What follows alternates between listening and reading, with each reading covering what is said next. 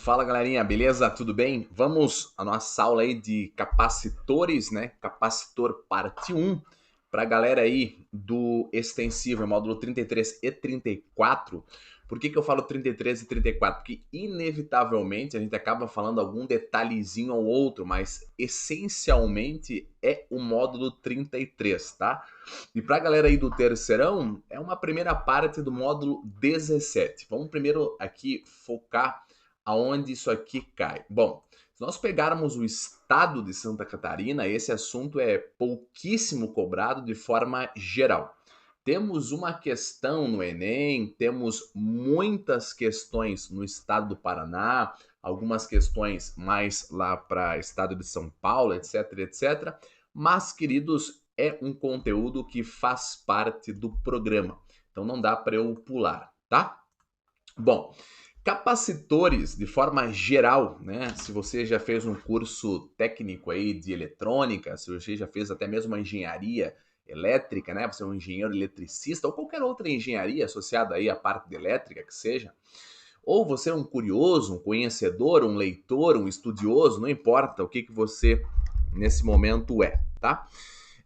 De forma mais CDF, capacitores, alguns falam que são filtros de corrente elétrica, né? Esses filtros de corrente elétrica no sentido de que regula o valor da corrente elétrica. Isso tem uma aplicação muito diversificada, tu pode controlar, por exemplo, filtros de frequências em ajustes de rádio, né, de frequências de rádio, filtros de corrente elétrica no sentido de controlar a passagem da corrente elétrica num ramo do circuito, tá? Então tem muitas, inúmeras situações que vocês podem usar capacitores, tá? Mas o que é um capacitor? Para começar, queridos, capacitor tem uma semelhança muito grande com baterias, né? É, Capacitor tem a propriedade, é um elemento do circuito que tem a capacidade de armazenar cargas, que por consequência, então você pode dizer que há um armazenamento de energia, tá? Energia elétrica. E na bateria nós também temos cargas, né? Só que tem uma diferença sutil, tá? É, para tu descarregar uma bateria demora um pouco mais, né? E já um capacitor, o descarregamento é muito rápido, tá? É um descarregamento rápido, né? Então tem uma carga sendo descarregada num certo intervalo de tempo pequeno. Então tu vai ter uma corrente elétrica com uma intensidade, né, considerável. Então nós temos algumas aplicações até mesmo do cotidiano, né? Por exemplo, aqui nós temos uma máquina fotográfica, tá? Isso aqui é um capacitor, e esse capacitor carregado, quando eu libero rapidamente essa energia, dá o flash. Parabéns, aluno, você que falou flash antes do professor falar.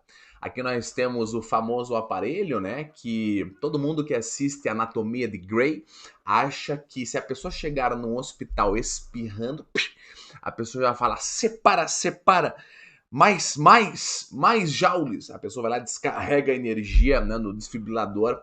Não é assim que funciona, tá, pessoal?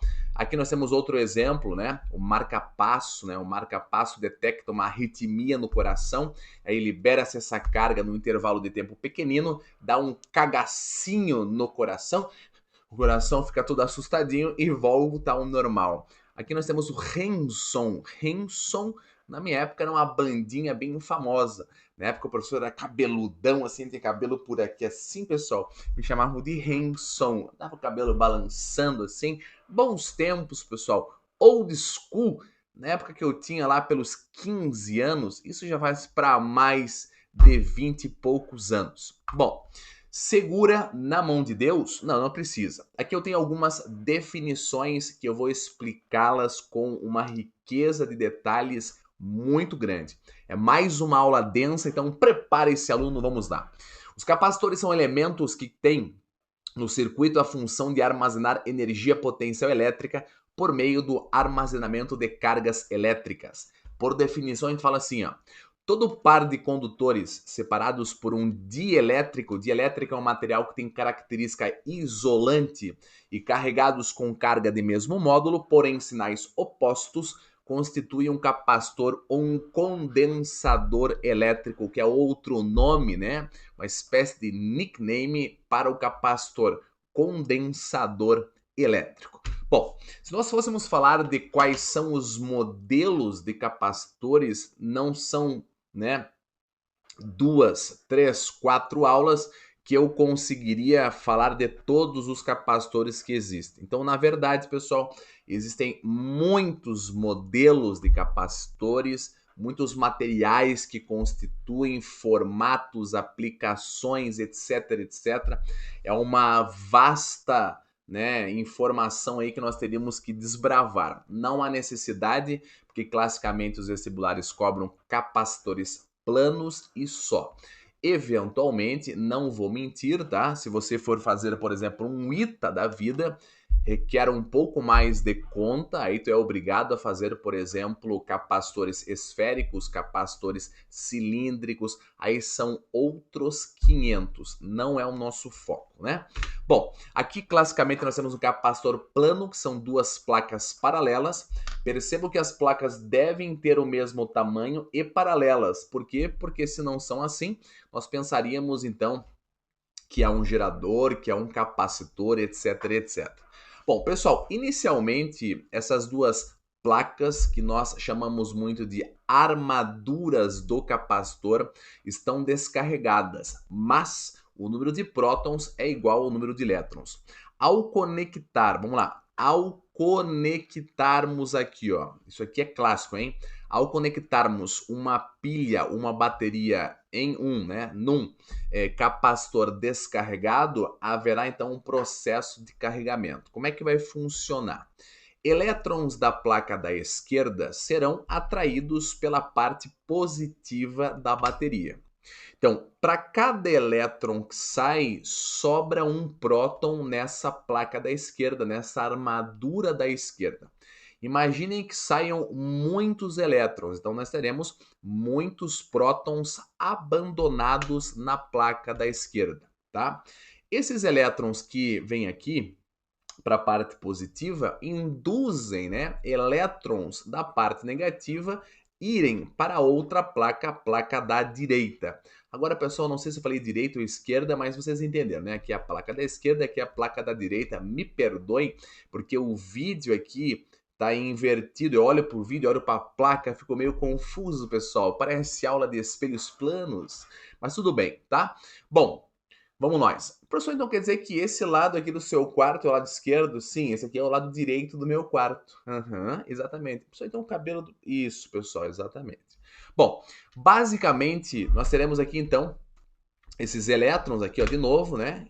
Que saíram do lado esquerdo, induziram aqui os elétrons do lado direito, se posicionarem, né, se deslocarem para a placa da direita. Nós temos um excesso agora de elétrons na placa direita. Aqui temos algumas informações importantes. Para cada elétron que sai, nós temos um próton sobrando e nós teremos esse elétron induzido a aparecer um elétron na direita. Então a gente fala que as duas placas possuem a mesma carga em módulo. Então se aqui é mais que, aqui é menos que. Prof, esse processo de carregamento é até onde? É até o fim dos tempos? Não. Inicialmente, tu tem que saber isso aqui que é o básico, tá? Nós temos aqui uma força eletromotriz do gerador, né? Ou se tu quiseres chamar DDP do gerador para facilitar o linguajar, se tu julga ser mais fácil. E olha só que interessante. A partir do momento que tu começa a alimentar essas placas, uma vez que aumenta a quantidade de placas nas armaduras, entre as armaduras existe então uma diferença de potencial. Então nós temos uma diferença de potencial entre as armaduras do capacitor. O que acontece? De cara, eu tenho que ter a noção que a quantidade de carga é proporcional a DDP, porque quanto mais cargas armazenadas, né, maior será a diferença de potencial entre as duas armaduras. Quando é que cessa o carregamento? Quando a DDP do capacitor se igualar à força eletromotriz do gerador, tu vai ter então que o circuito não tem mais corrente, né, circulando. Então a corrente elétrica é zero, então o capacitor está carregado, tá? Pessoal, na aula 2 de capacitores, nós falaremos sobre os circuitos propriamente ditos. É uma aula muito interessante, que eu vou explicar aqui alguns detalhezinhos específicos do coração, do marca-passo, entre alguns exemplos clássicos que podem cair no vestibular, tá? É uma baita pedida aí, é um assunto, não vou mentir, muito desconhecido, tá? É uma coisa que está no nosso dia a dia, mas pouco comentado nas salas de aulas, principalmente do nosso estado, porque a incidência não é alta, mas a gente não pode trabalhar com estatísticas quando a gente faz uma preparação global, né? Nós temos que pensar de forma global, não somente específica, ok? Bom, vamos seguir, tá? Então, beleza. Dando sequência, nós temos aqui algumas informações importantes, tá? Existe uma grandeza, tá, que está associada ao capacitor, que nós chamamos de capacitância. Então, toda vez que nós falamos de capacitor, nós temos uma tal de capacitância, que é esse Czão. Cuidado que quando eu falo em capacitância de um capacitor, algumas pessoas são levadas a cometer um erro de pensar em limite de cargas. Então, antes de eu fazer aqui a análise, deixa eu fazer aqui uma ideia básica de quais são as unidades. A unidade de carga no sistema internacional é Coulomb e a unidade de DDP no sistema internacional é volts. Então nós temos Coulomb por volt, que vale Farad, tá? Então a partir de agora nós falaremos Farad. Então vamos pensar aqui, ó. Imagine vocês um capacitor de 100 Farad de capacitância, tá?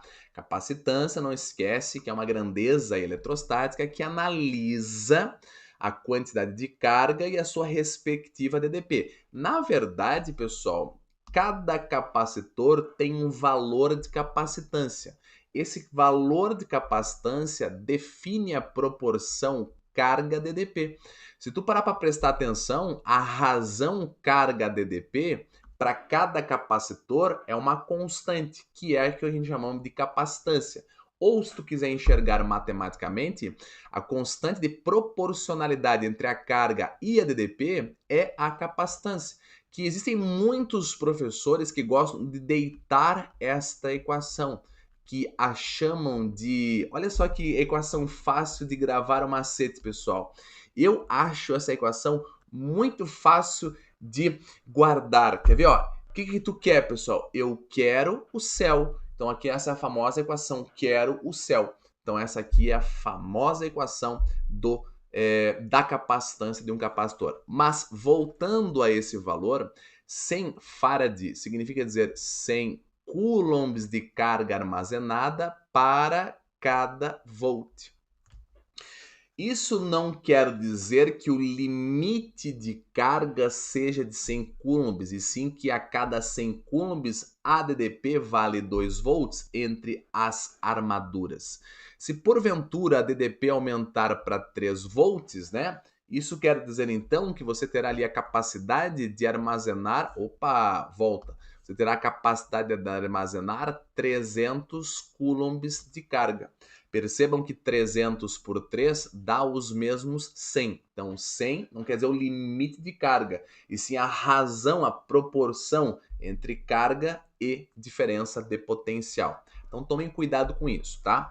Daqui a pouquinho, já a gente vai explanar melhor quais são as ideias que definem a capacitância de um capacitor plano. Mas eu vou dar uma pequena beliscada. Bom, basicamente, o que define a capacidade eletrostática ou a capacitância de um capacitor, basicamente depende da forma, das dimensões desse capacitor e principalmente do dielétrico, do material que tu coloca entre as armaduras.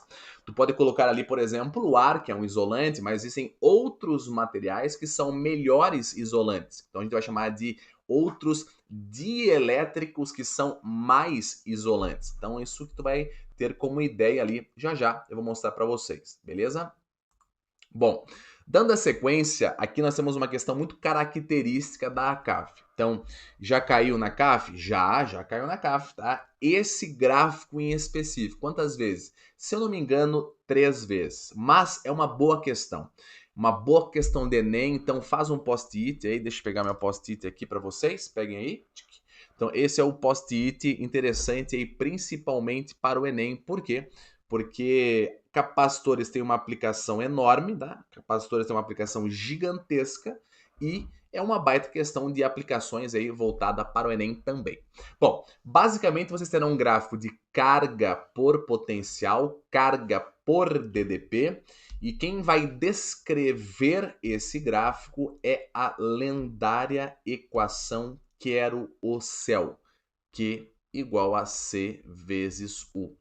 Para o mesmo capacitor, teremos a mesma capacitância, que nesse gráfico trabalha como o coeficiente angular. Então, como trabalha como coeficiente angular, nós teremos aqui uma reta. Afinal, a carga é diretamente proporcional a DDP. Aí tem uma sacada, tá? A sacada é o seguinte, tá? Como é que tu faz para encontrar a energia que um capacitor armazena graficamente? Bom, se nós fôssemos fazer uma conta mais avançada, pessoal, teríamos que usar aqui algumas ferramentas matemáticas. Não vou mentir que se tu quer se aprofundar em capacitores, é um buraco extremamente fundo. Mas o que se cobra é o raso, o básico, que já é o suficiente para dar um pane no sistema alguém me desconfigurou. Então nós temos carga por potencial e para eu encontrar energia, basta eu encontrar a área desta figura. Alguns livros falam o trabalho da força elétrica é igual à área. Outros falam a energia potencial elétrica armazenada é igual à área. Numericamente igual à área. Lembrando que trabalho é no sentido de que alguma energia foi transferida, transformada, para então tu ter a energia armazenada no capacitor. Mas é mais comum falarmos a energia armazenada no capacitor, a energia potencial elétrica do capacitor, etc, etc. Bom, pessoal, como a gente sabe, ao fazer a área de um triângulo, sai uma equação bastante simples, né? Energia é igual à área da figura, que isso aqui é um triângulo, então vai ficar base vezes altura sobre 2. Então nós temos aqui a famosa equação Q vezes U sobre 2. Bom, você não precisa ser inteligente, mas o bom é que vocês são. Então vocês sabem que dá para eu fazer uma misturinha gostosa com as duas equações. No lugar do Q, eu vou colocar C vezes U. Então vai ficar C vezes U, ou seja, Q vezes U ao quadrado, C vezes U ao quadrado sobre 2. Professor, essas contas que tu faz, parece que elas vêm do além, parece que o professor é o oposto do Mr. M. Não, pessoal, eu estou desvendando mágicas aqui. Eu só substituir no lugar do que C vezes U, aí fica U vezes U, U ao quadrado. Então gravem esse slide, porque ele tem uma importância enorme para alguns vestibulares em específico, beleza? Bom, para praticarmos, tá? Vamos à nossa primeira prática aí, que é o seguinte. Fibrilação ventricular é um processo... Opa, desculpa. Vem aqui.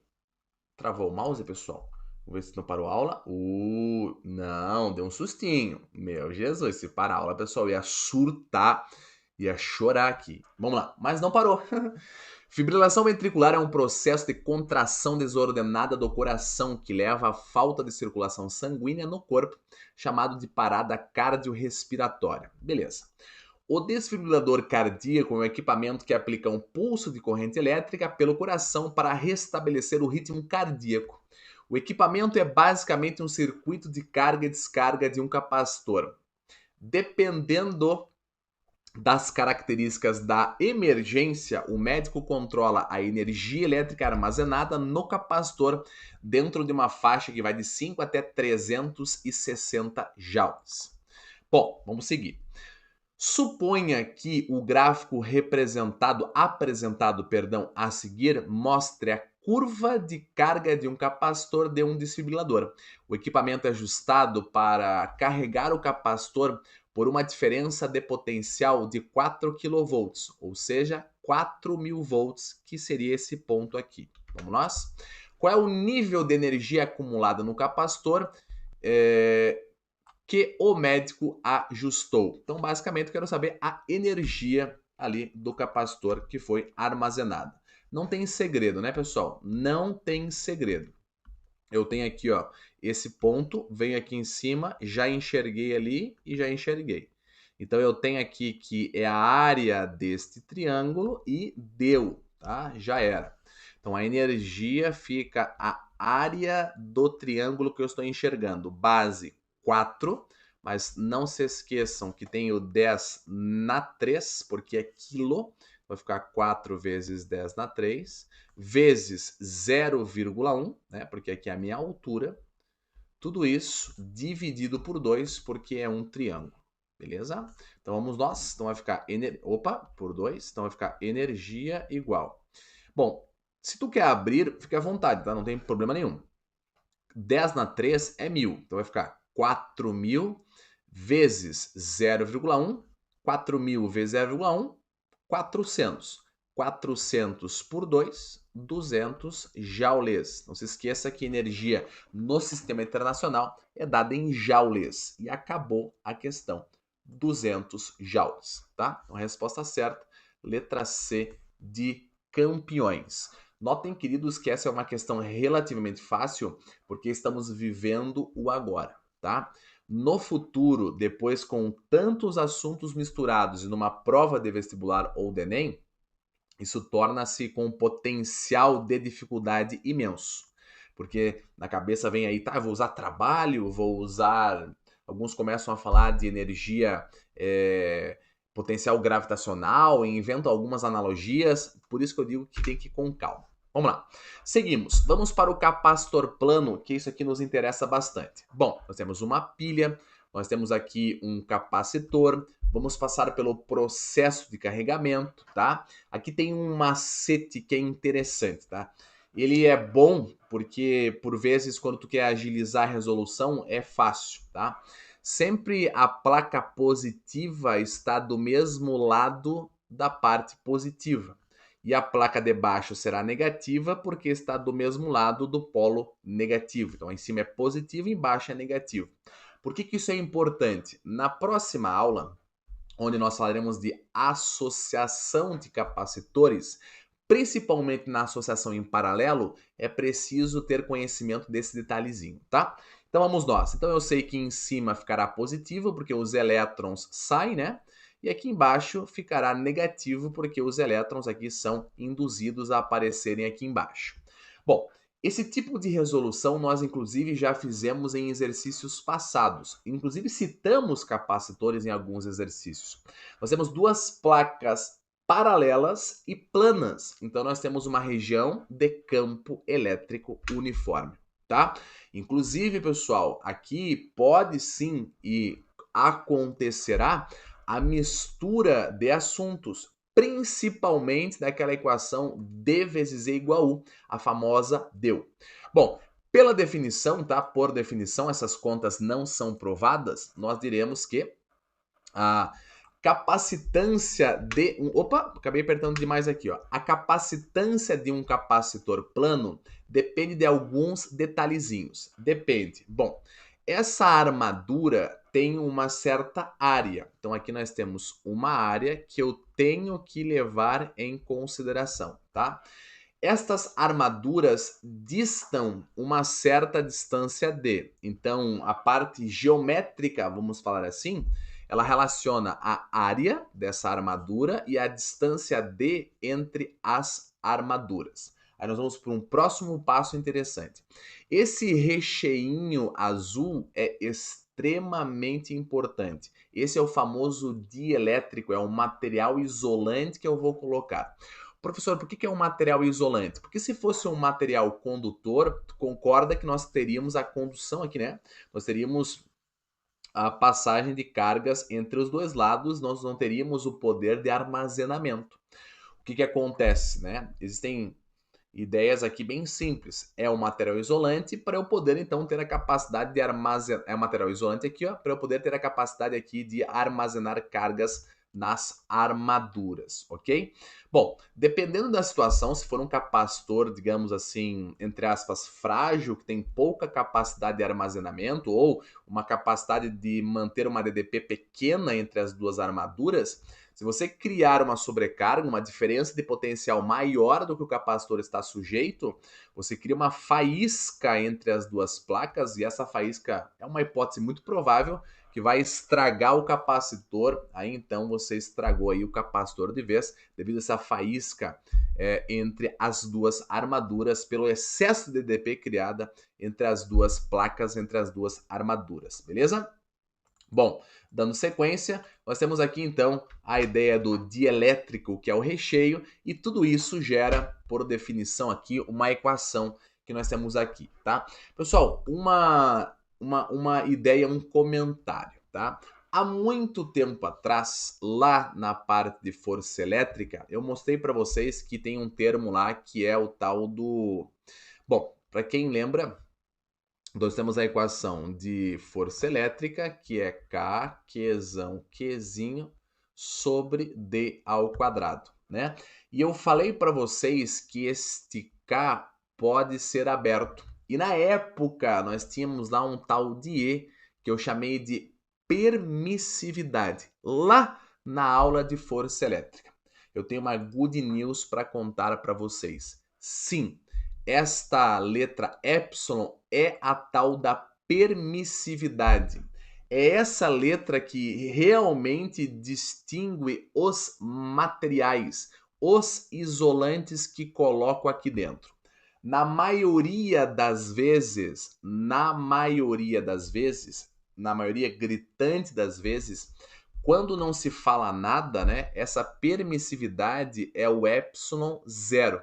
Mas eu já vou mostrar para vocês que existem diversos epsilons, diversas permissividades diferentes. Essa aqui é a padrãozinho, 8,85 vezes 10 a menos 12 farad por metro.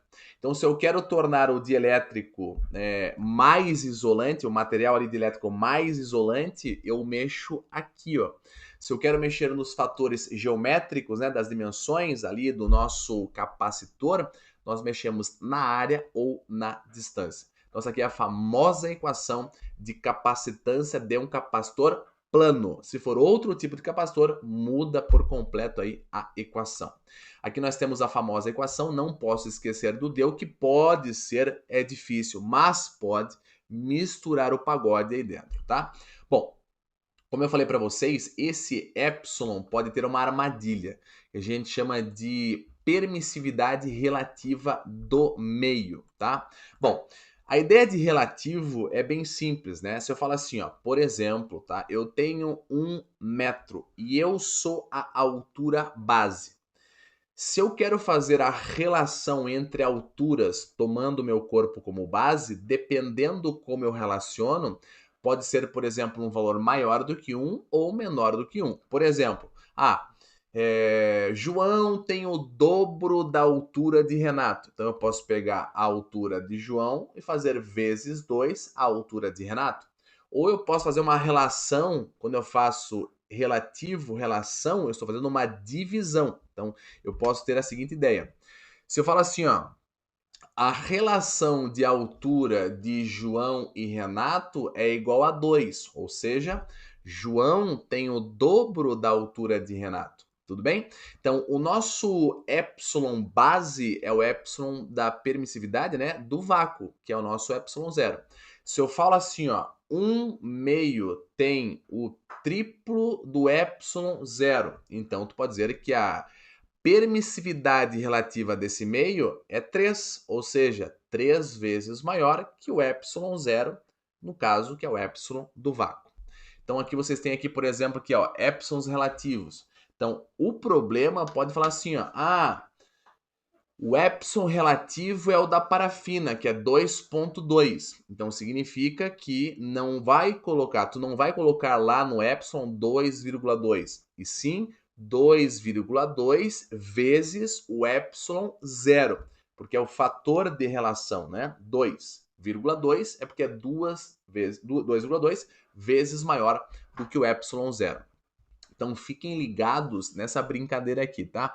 Aqui são alguns meios, tá? E para vocês verem como o vácuo e o ar são praticamente iguais, que muitos exercícios colocam permissividade do vácuo barra ar igual a esse valor, beleza? Bom, pessoal, poucos exercícios falam sobre isso, tá? Poucos exercícios falam sobre isso, ok? Eventualmente, algum exercício ou outro, eu não lembro qual foi o vestibular, mas se eu não me engano foi algum vestibular do Paraná, fez uma brincadeira com a palavra dielétrico. Então, o dielétrico de um material é o triplo, né? O triplo significa dizer, nesse momento, ele citou assim de forma muito sapequinha, né, o problema. Ah, um material dielétrico de fator 3, algo assim, tá? Então tem que ficar ligado no português. Ele quis dizer, na verdade, que a permissividade relativa era igual a 3, tá? Mas, queridos, como eu disse para vocês, por vezes, né, existem muitas coisas que vocês já conseguem conectar pela própria frase, né, e pela ideia de leitura com calma. Porque se tu ler aqui, ó, permissividade relativa, e tu tem um domínio de matemática, tu já entende que tu vai ter alguma coisa relacionada a uma razão, a uma proporção. Então tem que ficar sempre ligado nas palavras, beleza? Bom, seguimos. Dando sequência, aqui eu tenho um exercício da onde? Deixa eu ver aqui, tem tempo, tá ótimo. Exercício da página 349 para a galera do extensivo, 335 para a galera do terceirão. É muito importante, né, anotar os dados com clareza, tá? Então eu vou pegar aqui a minha caneta amarela e vou anotar aqui no cantinho. Um capacitor tem duas placas de área. Área igual a 4 centímetros ao quadrado, separadas por uma distância d, deixa eu colocar mais embaixo, d, que vale 5 milímetros, tá? Pessoal, não entrem em pânico no sistema, alguém me desconfigurou. Algumas pessoas já pegaram a caneta e já fizeram as conversões. Não estou dizendo que não seja certo, né? Mas tenha paciência, que por vezes não há necessidade. Como assim? Depende muito, né, dos valores das outras grandezas. Nesse caso, eu vou falar aqui, ó, sabendo que o dielétrico usado foi o vidro e sua permissividade vale 50 pico, então fica picofarad por metro. Então olha só o que poderia acontecer. Poderia acontecer que aqui, né, aparecesse aqui, por exemplo, em centímetros. Bom, se aqui aparecesse em centímetros, a minha dica era: aqui tu manteria em centímetros ao quadrado e aqui tu transformaria para centímetros. Essa é a minha dica, tá? Como aqui apareceu em metros, a minha dica é faça, tá? A minha dica, que eu acho que é muito válida, faça isso aqui virar metro ao quadrado, tá? Para quem não sabe, para transformar de centímetro ao quadrado para metro ao quadrado, eu vou dividir por 10.000. E dividir por 10.000 é a mesma coisa que multiplicar por 10 na menos 4. Então isso aqui vai ficar 4 vezes 10 na menos 4 metro ao quadrado. E aqui eu dou a dica de transformar para metros.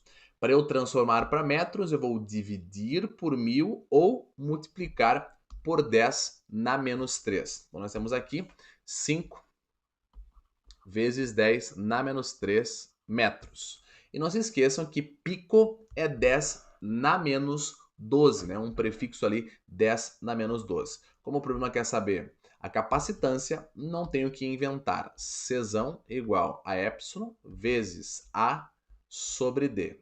Percebam que ele não fez nenhuma brincadeira de índice relativo, de dielétrico relativo, de fator dielétrico, nenhum. Ele falou claramente: a permissividade vale esse valor, então eu vou colocar esse valor aqui dentro. Então fica capacitância igual a 50 pico, que é menos 12, vezes a área, 4 vezes 10 na menos 4. Tudo isso dividido por D, que vale 5 vezes 10 na menos 3. Bom, pessoal, aqui agora tem muitas formas de vocês enxergarem, né? Primeiramente, eu gostaria que você olhasse que as respostas são 4, 4, 5, 5. E a resposta certa, com certeza absoluta, ou é a letra A ou é a letra B. Por que, que é ou a letra A ou a letra B? Porque se eu cortar 5 com 5, vai dar 1. Então a resposta começará com 4, tá? Aí fica a critério, tá? Se você quer primeiro fazer a conta, depois transformar para pico ou para nano, é uma questão pessoal. Eu vou fazer aqui de forma bem calma, sem loucura. Ó, eu vou cortar aqui, ó, 50 por 5 dá 10, beleza? Então vai ficar 50 por 5, 10. 10 vezes 4, 40, beleza? Bom, eu vou manter a base aqui, ó, e vou somar os expoentes. Menos 12 com mais menos 4 dá menos 16, tá?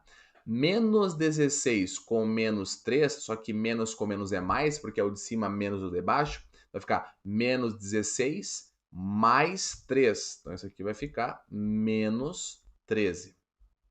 Se eu quero transformar para pico ou para nano, pico é menos 12, que está com cara de ser pico, né? Por que está com cara de ser pico? Porque se eu andar uma casa para a esquerda, eu vou somar o expoente. Então vai ficar 4 vezes 10 na menos 12 farad, que é no sistema internacional, tá? Professor, isso aqui é a mesma coisa que pico? Sim. Então isso aqui vai ficar 4 picofarad, ou seja, letra A é a resposta certa. Beleza? Pessoal, como eu falei para vocês, tá? A aula 2 de capacitores, ela é muito importante ser assistida porque ela complementa com chave de ouro a aula 1. Aí são misturados alguns exercícios, tá? É importantíssimo seguirmos nessa luta. Aqui são os exercícios para a galera do extensivo, aqui são os exercícios para a galera do terceirão. Não se esqueçam de acessar lá no Estudos, nós temos a nossa lista, beleza?